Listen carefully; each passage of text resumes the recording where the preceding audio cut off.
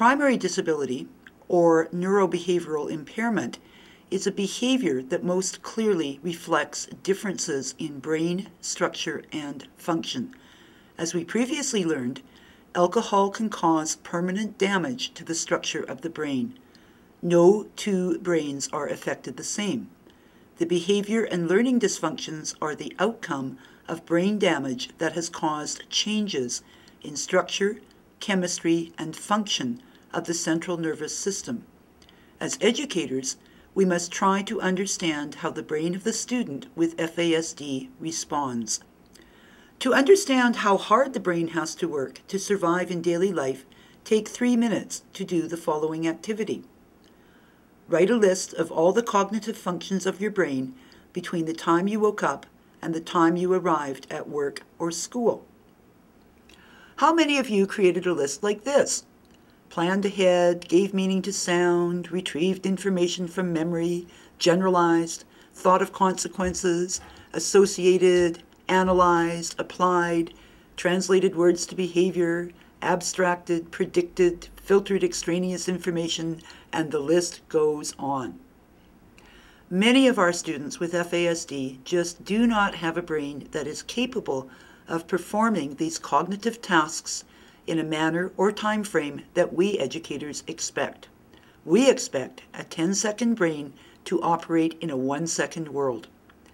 The assumption that brains abstract, store and retrieve information, generalize, change words to understanding, focus, predict outcomes, and process are the foundation of how we teach.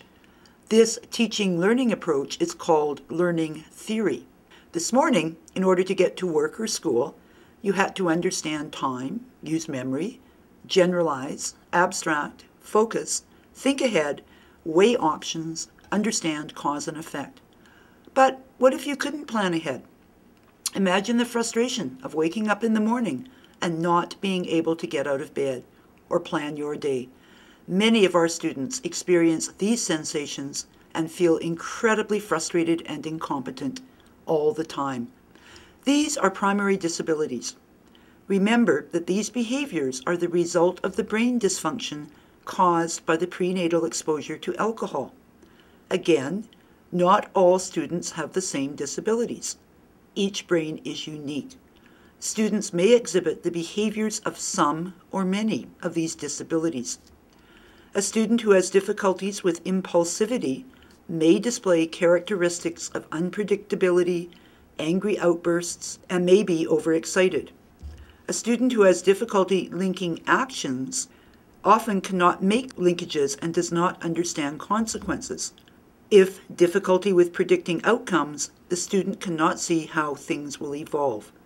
If the difficulty is with generalizing information, the student may learn it in one setting but not be able to apply the learning in a different situation. Many students have brain-based damage that results in not understanding concepts such as time, money, and idiomatic expressions. Some students may have an organic need to move. Due to sensory impairment, some students are easily overstimulated and have difficulty paying attention. Students with FASD often have inconsistent memory. They remember one day and not the next. Performance may be inconsistent.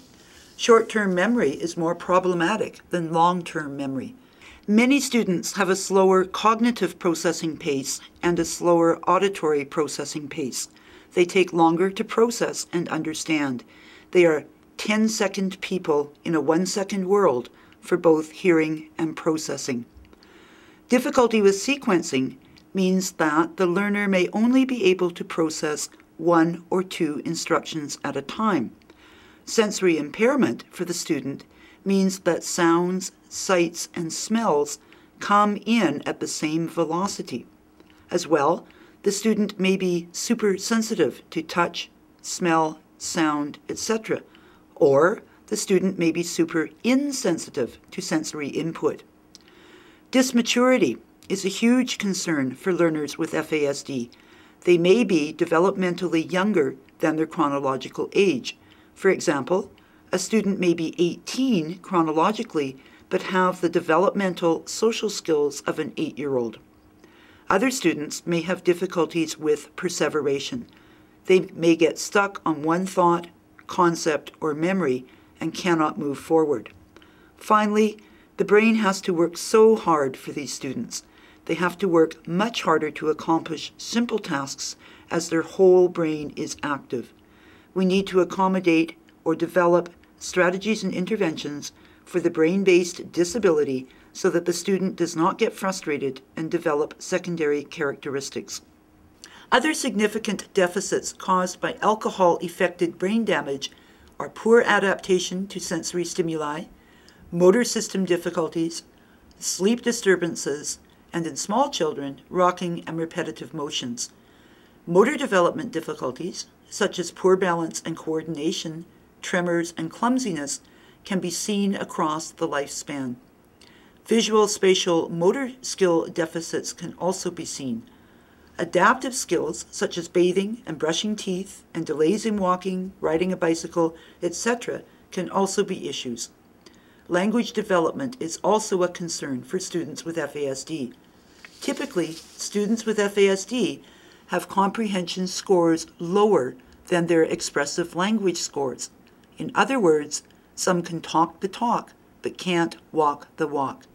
Mood swings are also a concern. Once we understand how the brain of the learner with FASD is struggling to make sense of the environment, instruction, and curriculum, we get the aha. We realize that it's not that the student won't do the work, it's that the student can't do the work. The behavior may seem annoying, but the behavior appears because the learner is frustrated and challenged. She may appear lazy and unmotivated, but really has tried hard and is tired of failing. Remember, learning theory assumes that all children fit a typical classroom. They process quickly, sit still, learn by listening, and easily abstract. In other words, their brains perform in sequential fashion and very quickly all the cognitive tasks we previously listed. Many of our students with FASD do not fit this description and therefore do not fit the typical classroom. They process slowly, need to move, learn by doing, and are concrete thinkers. We need to accommodate their brain-based disabilities. We also have to change our professional understanding from stopping behaviors to preventing problems or finding solutions. Research shows that behavior modification is not an effective technique for working with students with FASD. Rather, we have to provide consistency, structure, routine, and modeling, as well as visual cues. If we teach through all modalities, the learner will experience more success. Finally, we must remember we can't change a damaged brain. We can only change the environment. However, with the appropriate accommodations or interventions, we can build on success and reduce frustration. You now have a better understanding of the learning and behavior patterns of a brain affected by FASD. Again, the challenge for educators is to understand that no two brains are the same. Variability is the key to understanding the need for constantly trying differently, not harder.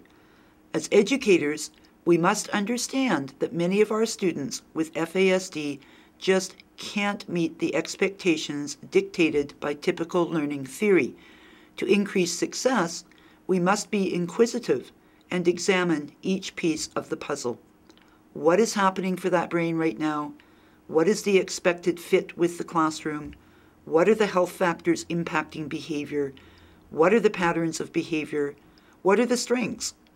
And how can I change the environment, instruction, and curriculum to accommodate the developmental and chronological age of the student?